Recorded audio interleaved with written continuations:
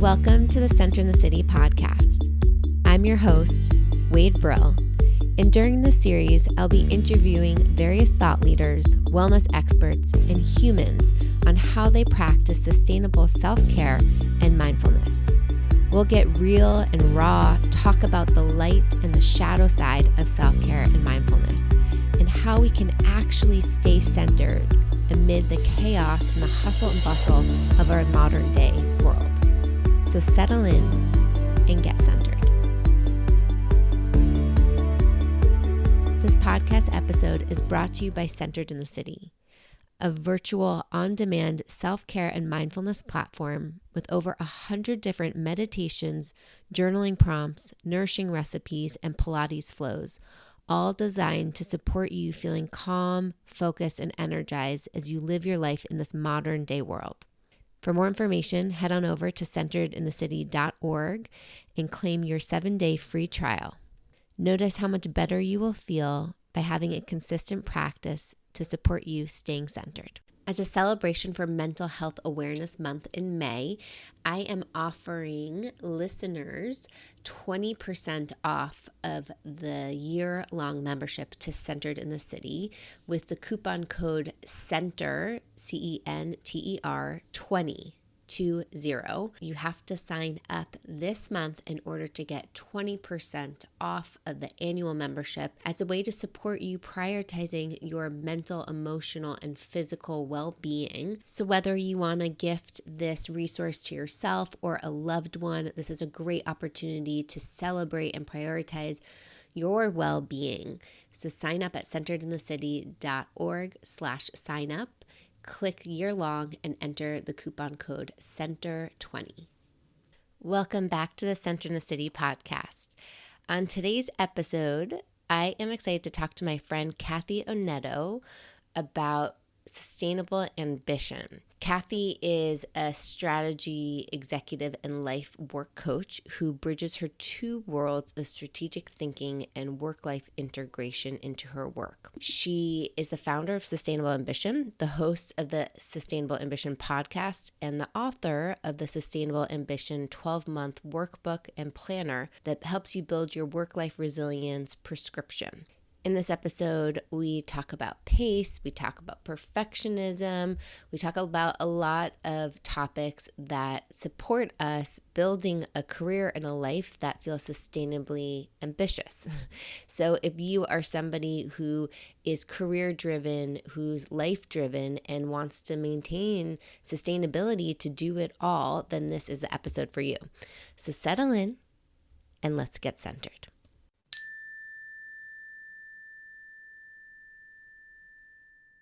Kathy, welcome to the Center in the City podcast. Oh, I'm so thrilled to be here, Wade. Thanks for having me. One of the questions I typically begin with in the podcast is, tell us about a time when you weren't centered. Oh my goodness. A time when I was not centered. Well, one of the times when it's kind of like a consistent theme, actually, Wade, when I kind of lose my center. So I am somebody who is wired to, one of my strengths is in responsibility. So I'm wired to kind of like to be able to, not surprisingly, to some degree, be in control and also to plan my day. And one of the things that came up recently, or was a recent learning, was around this idea of like, what happens when my day does not go as planned? So it's because I am somebody who is an achiever, likes to get things done. I typically plan my day to get those things done, right? And I sometimes, in today's busy world, right, I'm like many other people where I'm kind of very thoughtful about like, okay, I have this half-hour window, I'm going to do that. I have this window, I'm going to do that. And I've planned it all out. And typically, I've kind of been taught over the course of my career, like that, hey, Kathy isn't always as adaptable and flexible. I can be adaptable and flexible, actually, just not on the day, not the day of. So when I tend to get off center, when I'm not as centered, can often be day of when things start to shift on me or when demands start to be put on me when I already have a full plate. And why does it push me off center? Because it goes back to that achiever and really actually that responsible part of me, where in my own mind, I've made this commitment to deliver something. And all of a sudden, when things go up in the air and I get this sense of, oh my goodness, I'm not going to be able to deliver on my responsibilities, it starts to become an integrity question for me, actually. And integrity is really important for me. So sometimes in those moments, I can actually get thrown off center. And, there are some days where I'm a little more centered going into that day and I'm better rested, say. And when those things start to get off kilter, I'm able to maintain keeping myself centered. But then there are certainly plenty of other days where, I'm operating a little bit on the edge. I might not have been getting enough sleep that week or what have you. And so when things start to go a little bit more awry, I don't stay as centered as I would like. So I'm being very transparent and honest here, starting out this podcast episode. I love it. And that's kind of the intention of going right to the jugular with this question, because I think so many of us can relate, especially a lot of people on my podcast, including myself, are high achievers and go-getters. And that crash that can happen when we go into a day where expectations just get thrown out the window, right, of how the day was going to go or what we thought was going to happen or what we wanted to happen. And I appreciate your vulnerability and honesty and tying it back to your values of where there's a rub because of a value conflict that ends up happening. Talk to us about what sustainable ambition means. Well, I talk about sustainable ambition as being about a strategic approach to life plus work integration. And it kind of pulls together my two interests in worlds. My past life is working in strategy and also my passion around work plus life coming together. And I talk about it as really being about crafting fulfilling work while also living a fulfilling life from decade to decade. And the end goal that I hope that people achieve is really to experience more joy in their professional and personal lives with more ease and less angst and guilt while still being ambitious. Oh my God, there's so much there that we can unpack, and I'm excited to talk in more depth about that in this episode. And I'm curious, tell us, like, how does your concept of sustainable ambition tie back to how you get back on track, how you get to reconnect to your center? Well, one of the things I talk about with sustainable ambition is, let me first just say, to get this kind of out of the way, is that sustainable ambition is multi-layered. There is a kind of longevity aspect to it that I mentioned earlier, which is, well, how do you sustain your ambition from decade to decade? Kind of how do you stay engaged in, say, life and work from decade to decade as we progress? But then there is a short-term component of it as well. So how do we sustain ourselves when we're stretching ourselves? And so I bring that up because on that latter piece, okay, many of us who are high achievers or, lean in, we're stretching ourselves, right? And what's interesting about that is that there's two things around that. One is, for some of us, we're not always even aware of exactly, well, what are my ambitions? And how do I want to control the amount of energy I'm putting against certain ambitions that I might have? And then the other aspect of it is, okay, we're stretching ourselves. Most of the time we put like all our effort into our plans around how am I going to achieve what I want to achieve? And yet we're not often being proactive about, well, how do I sustain myself as I'm stretching myself? And how am I proactively taking care of myself to make sure that I'm operating at my best on a day-to-day basis? So you ask, like, well, okay, when I get off center, then how does sustainable ambition relate to that? And I give that upfront preamble because part of it is about having a plan, even knowing oneself and being intentional around, okay, do I know how I'm going to sustain myself as I'm stretching myself? And do I have some tools in my toolbox, if you will, so that I can pull out and that I can use to help recenter myself when I'm experiencing these various things that might throw me off kilter. And I will say that, like, because I've been thoughtful about having some tools in my toolbox, I often can be like, okay, I'm feeling anxious right now. What's something that I need to do to help with that anxiety? Or I'm starting to get thrown off. What's something else that can kind of help me rebalance or get recentered in that moment? And I'll just say, like, there are some days where it's really hard. Like, my nervous system is out of whack, and I'm finding it really hard to get myself recentered. And there's other days where I'm much more successful. I'm able to calm myself down. I'm able to just even use simple breathing techniques.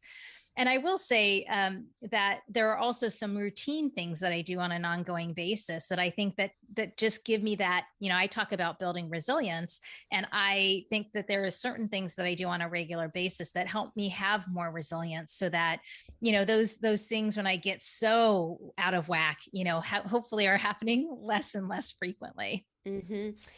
Yeah, I see a lot of similarity, and I think that's why I connect with your work so much and your workbook, which we'll talk about in a moment. Why I love your workbook too, because it's like what we help people with at Center in the City too, is not only the I call them rituals instead of routines, but these rituals that we get to build that help us keep our resiliency and capacity full, right? I like to think of them as these intentional practices we have that are like seatbelts. They keep us buckled in for the bumpy ride of life, because we never know what's going to happen, even the good things and the not so good things, right? Those highs and lows and twists and turns that we take. And so I love your emphasis on how can we have this internal toolkit so that we know, when to pull out things for the sustainability of life in the now and in the long term, because it's so important. And one of the things that you talk about in your workbook that I want to talk a little bit more about, and it's the theme that I've talked about on Center in the City before, is pace. Mm. And you emphasize the importance of pace and the ability for us to also have like activities that sustain us. So tell us a little bit more about why pace is important for the sustainable ambition, model, and also the exploration around activities that keep us sustained. Sure. Well, you can think about pace as being important for a few reasons. One is, I think I was just listening to Dr. Rick Hansen, his podcast, which I really like, and he was just sharing again, like, we really can't sustain a sprint forever, right? So, if you are operating at this full throttle pace for, a marathon, that just doesn't work. And so, that there's that aspect of it, which is just that we need to be mindful of, if it's going to be sustainable and we're going to care for ourselves and show up as our best, we can't always be at full throttle. But the other reason I talk about pace with sustainable ambition is that I don't think we talk about this enough in our society, which is that our ambition can ebb and flow over time, and that even our interest, either in where we need to put our attention in our life at various times, or even it can come down to a project level as well, is that how much energy we have to put against certain activities. Again, it can go up and down. So it's kind of a matter of checking in with yourself to really understand, like, is this a time that I am wanting to be at a high pace and be leaning in, and it's, I can put my attention into my work, whatever your work is in your life, or do I need to shift my pace because there are other things in my life that are demanding my attention? And I think this is really important, because I was just talking to somebody even earlier today where they were sharing how when they start to feel this pull of something else is calling them, and they're not on this just upward trajectory, but that they might have to take a lateral move, say, there's a lot of angst and also sense of failure in that, as opposed to accepting the fact that in our lives, this is a very natural thing that we go through, that we have these cycles and that we have these times of high intensity, say, not always so high intensity, but, times when we might There's a be leaning in a little push. bit more. Yeah. Yeah. Mhm. And that, it's okay when we need to step back some and really kind of dial down and set a more reasonable pace. I think it's really helpful for people to just acknowledge, what pace do you want to be functioning at this time Mhm. and stage of your life. Mhm. Yeah, and the ability to discern what pace am I moving at right now. Right? I even notice when playing with this while walking, whether that's using walking as like a commuting technique or just taking, a mindful walking break during the day, but it's checking in on like what pace am I walking at? And sometimes I realize when I'm walking really fast, I'm not paying attention and my torso is literally leaning forward and my mind is like in planning mode. And when I'm actually more present and walking, I'm at a still pretty fast pace, but it feels steady. And I feel my head more on top of my spine and my shoulders over my hips. And I feel like I'm walking a little bit more present. And so it's interesting to just notice like where's pace showing up in everyday activities, whether that is, you're starting your workday or whether you're rushing to make dinner or, you're rushing to get from place A to B. Like what pace are we moving at? And circling back to that beautiful analogy around a sprint and a marathon, right? It is not sustainable for us to be running at such high speeds every day in and out. Yeah. And I just want to say, because you're bringing this up for me, Wade, because this was really been something that has held my attention for a number of months now. I mean, it's been holding my attention for a longer period of time, but really this intentionality around setting my pace. And it Mm-hmm. really struck me at the end of last year because everyone was talking about, oh my gosh, I already see the end of the year. Oh my gosh. And I got really protective of my own energy. And I said, I remember we had conversations about that. Yeah. yeah, because I was just like, oh, I do not want to be pulled into this narrative. And I could feel my nervous system revving up. And I'm like, Mm-hmm. nope, I do not want that. I want to calm down. And what was really important, I link it back to exactly what you were just saying, which is I did not want to rush through the holidays. I really wanted to be present for them. I wanted to enjoy them. I wanted to slow down the pace and just take each day, day by day. And so I became very resistant. I remember at the beginning of the year, people also saying, like, oh my gosh, we're already feeling like it's half the year is over. I'm like, it's January 6th. Like, what are you talking? Like, and the week started on January 3rd. Like, the work week has only been 3 days and people are feeling like half the year is over. I'm like, slow it on down, folks. Like, let's just appreciate the present. Which I think circles back to this piece about the power of pausing, right? And you also talk about that in your workbook of having these built in pauses throughout the day and how people can kind of have, again, the toolkit already in their back pocket to think about, okay, what are the pauses I want to take? Tell us a little bit more about that.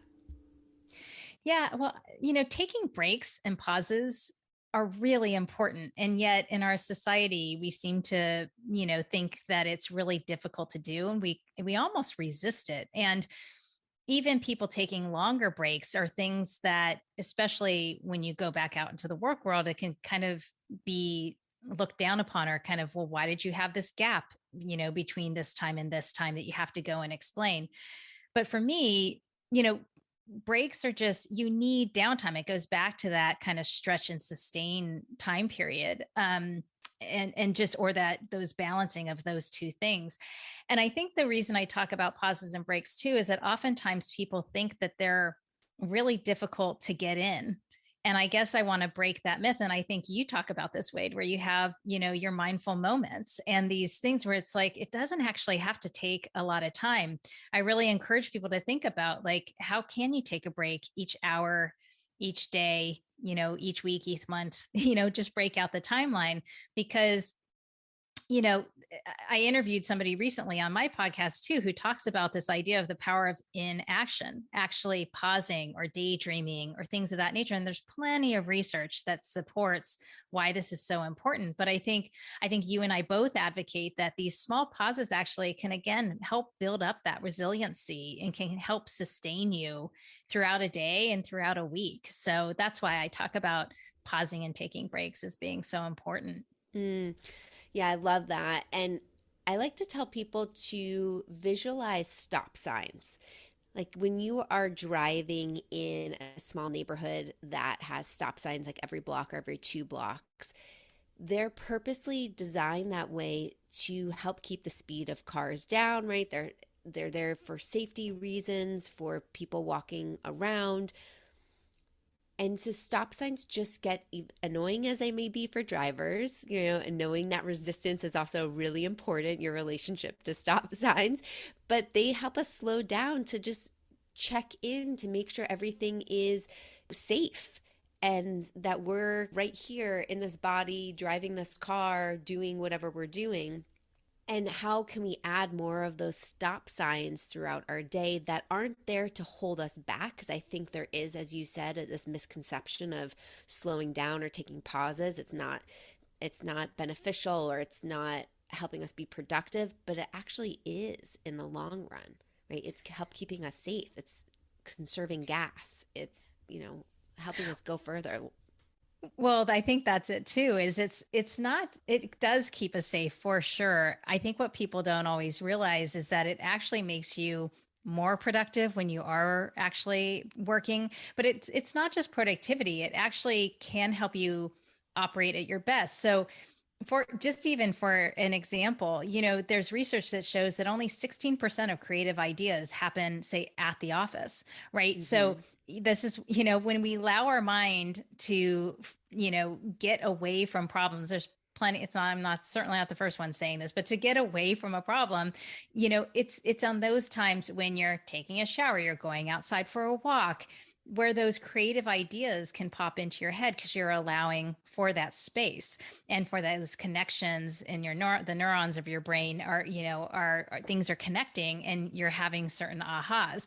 And so I actually think what people don't realize is like breaks can actually make you more creative. They can actually add to the joy in your life. So you may think they're slowing you down, but they're actually helping you on your journey and pulling you forward. Mm. Kathy, you recently just started a consistent meditation practice, if we can talk about that. Sure. And I'd love to hear, a little bit about your journey building that relationship, because something you shared the other day was realizing like you can't live without your practice right now. And that lit me up hearing that. And so I just love to hear a little bit more about like how that process has been for you of establishing a meditation practice. How is your meditation practice supporting these pauses or supporting you with creating more sustainable ambition in your own life? Yeah, I mean, it's something I've thought about doing for a really long time. And I finally just, leveraged a tool to help me kind of listen in and did the whole like build up, start at 5 minutes. And I'll admit, I'm still only at 10 minutes. But for me, That's great. Like 10 minutes is a lot. I want you to know that. I want all listeners, like 10 minutes is a lot to commit to. mm, and I think it was, to me, what was really surprising is that it took only 40 days for me to start to have this experience of really missing it, as you were alluding to, missing when I didn't do my meditation practice. And I will say, of course, I'm very still early on in my practice, the first 3 months, say, and yet I there's just something about how it allows me a moment, again, to pause, right? It also gives me a moment to set an intention for the day, which having that intention also is just a really helpful centering and grounding point for my day. Um, and I don't know. I mean, it's not as if like I still can't go off the rails in the day. It's not like 1 10-minute meditation is going to keep me centered all Totally. day. But there is It's interesting how your neurobiology changes over that period of time, and there is a sense of craving that I have for this just moment of calming myself down each day. Um, it's I don't know. Now I'm seeing it. It's kind of becoming a little bit of it. It's just a part of my care practice. It's like brushing your teeth, right? Mm-hmm. Where it's just something that helps me and kind of settles my nervous system on kind of a consistent basis. Mm, I love that. One of the things that you write about in your Sustainable Ambition workbook, and I want to make sure that I highlight this because I thought this was so great. You have this section that says, "What am I allowing myself to be bad at?" And I think that was such a great prompt. So tell us a little bit more about like why you put that question in there in the work. Yeah, this gets back to, I think in our modern world, there are just what I don't think people recognize is how many demands we have on us. And there's research that shows, for example, that in our generation, parenting demands more hours than it used to in the past. Certainly our work has overtaken our lives more than it has in the past, right? And then we layer on these things like social media and Facebook and entertainment, et cetera, that really draws our attention.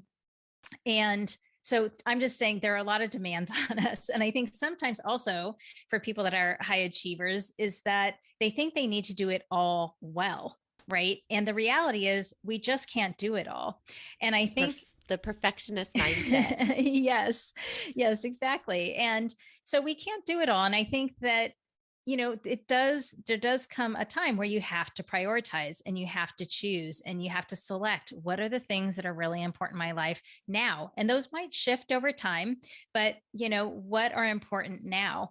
And I think allowing ourselves, because I also say, like, where can you allow yourself some grace? It's like, where can you just put things down where you don't have to do them at like the 100% degree or 110%? I kind of even have used in the past an example of dinner where it's like, not all of us are doing like a formal entertaining dinner each night. Sometimes you need just the spaghetti and meatballs or the pizza from from the freezer, because yeah, you need to get something on the table, but you need it quick and you need to do it at 25%. So I just think that it's really important to let ourselves off the hook and to also know, like, what are those activities in your life that really demand your attention right now and really demand your focus, and where can you kind of put those things aside? These could be things that are drainers for you. They just like are not things that you even have any. Some people might not like to cook, so like how do you get that off your plate?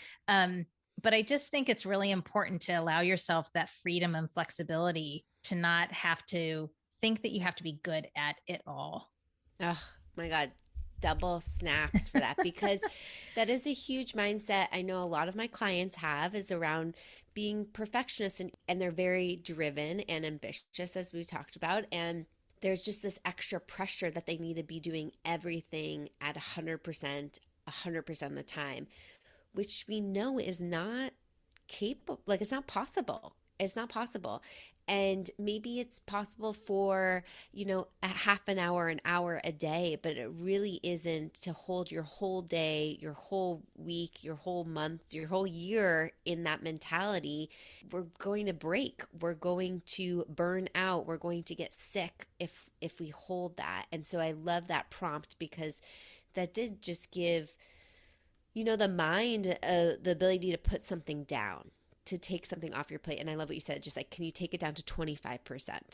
Right? Like, can you just, and be okay and accept that? Because I think another piece of this is that it's hard for people to then accept that they're not doing something at 100%.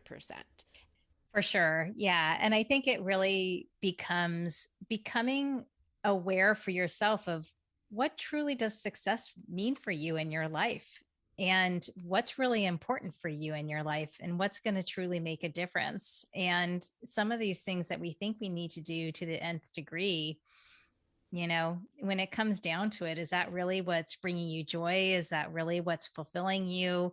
For those things where it matters, certainly lean in, give it your all. But just again, time is finite. We do not have time to do So everything true. to the nth degree. So, and look, you and I are both ambitious people and likely fit a lot into our lives too. This isn't easy, but if we don't proactively practice at it and try things and prototype at it and see what works for us, I think both of us advocate, Wade, how you really need to personalize this and find what works for you. Mm-hmm.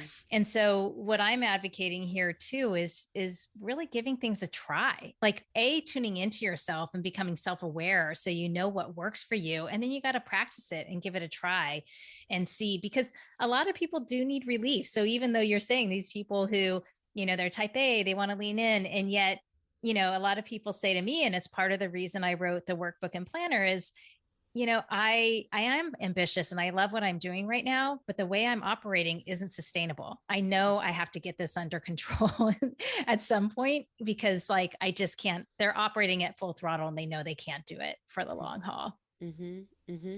And, my hope is that people don't wait until they crash and burn or get a health diagnosis to then switch their lifestyle, because that has happened to me and too many loved ones in my life, that I feel so passionate about helping people before we get to that point. And, it's really hard for people because we think we're invincible until life tells us something else. And so, it's like, okay, how can we tap in to gain awareness and set something down? Because as you just beautifully said, life is precious, time is precious, and how we get to spend it really matters. Yeah. And one thing that comes up for me as you say that, Wade, is this idea that one of the things I advocate a lot is this idea of paying attention. And I Mm-hmm. think what is often when people are in that fast pace and they're running ahead is that they don't see the signals. They don't Mm-hmm. tune into the signals that Yes. are starting to say to them, hey, you might need to slow down a bit. You may need to put something down. And so it does take a bit of discernment. And it may even take, I am realizing as I say this, it may even take somebody on the outside who can be a partner for you and kind of say, like, hey, you might not, I'm noticing something here. Something seems a little bit off, because you're right. Too often, it does end up being that people are caught unawares, and yet there's been signals along the way. Mm-hmm. And I'll say it's really hard, and it's a continual practice. Like for myself, who I say I'm very self-aware and work on this daily and consistently, I notice, especially after coming back from my silent meditation retreat, this impulse to get busier, to do more. And I've really had to be intentional about continuing to pull it back, because I notice when I pull it back, I'm actually working at my smarter and my best self than when I put my foot straight on the gas pedal and go, go, go. And that might be like fun and enlivening sometimes. In the long term, it's not fulfilling. So, it's a constant discernment that needs to be made. I can totally relate to that. And I think, despite both of us kind of living in, talking about these themes, it is a constant practice. I'm right there with everyone else, like balancing my ambition and like figuring out how do I make it sustainable for myself. And I think part of what I'm advocating too is you just said it, like we almost have to control ourselves, right? We need to be discerning, understand ourselves, see when we're allowing ourselves to kind of get pulled into that energy of go go go. But I think what I often see at many times, or what I hear from people in terms of, it's why I don't like the term work life balance, is the way that people say it is that it almost as if it exists external from them. It's almost as if they're expecting the external world to create this work life balance for them. It's kind of like, I want my work to create work life balance for me in a way. And Mm-hmm. part of what I'm advocating around the workbook and planner is it's like, yes, you definitely need work structures to help support you. And you need to, ask for that if your work is overly demanding. And we know that work over time has become overly demanding. But it also takes our engagement and our initiative and our own discernment, as you were saying, to And manage boundaries. ourselves and boundaries for Mhm. sure. Yeah. And so it's not going to magically just happen without you. It just won't in our modern dynamic world and demanding world. And as adults, it's just something that we need to learn how to navigate for ourselves. Mm-hmm. Ugh, I love it, Kathy. I will link the Sustainable Ambition workbook and planner in the show notes for listeners want to check it out and incorporate into their life.